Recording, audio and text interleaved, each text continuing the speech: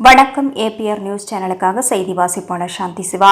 திருவள்ளூர் மாவட்டம் பள்ளிப்பட்டு நெடுஞ்சாலைத்துறை அலுவலகம் அருகில் 2 மோட்டார் சைக்கிள்கள் நேருக்கு நேரில் மோதியதால் ஆதார் கார்டு திருத்தம் மேற்கொள்ள வந்த திருத்தணி அரசு கலைக்கல்லூரி மாணவன் சம்பவ இடத்தில் பலி, மற்றொரு மாணவன் படுகாயத்துடன் அரசு மருத்துவமனையில் அனுமதி.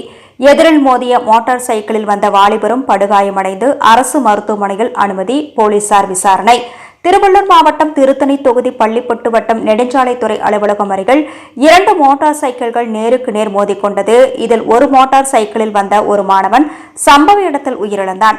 அந்த மாணவன் பெயர் துளசிராமன். பொம்மராஜப்பேட்டை பகுதியைச் சேர்ந்தவன். திருத்தணி அரசு கலைக்கல்லூரியில் படித்து வரும் இந்த மாணவன் இவரது நண்பர் சந்தோஷை அழைத்துக் கொண்டு இருசக்கர வாகனத்தில் பள்ளிப்பட்டு தாலுகா அலுவலகத்தில் ஆதார் கார்டு திருத்தம் மேற்கொள்ள வந்தவர்.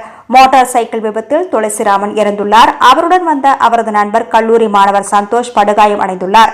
எதிரில் வந்த மற்றொரு மோட்டார் சைக்கிளில் வந்த குடியாத்தம் பகுதியைச் சேர்ந்த ராணிப்பேட்டை மாவட்டம் சோளிங்கரில் கோழிப்பண்ணையில் வேலை செய்யும் சதீஷ், இவரும் படுகாயமடைந்து பள்ளிப்பட்டு அரசு மருத்துவமனையில் தீவிர சிகிச்சை பிரிவில் அனுமதிக்கப்பட்டுள்ளனர்.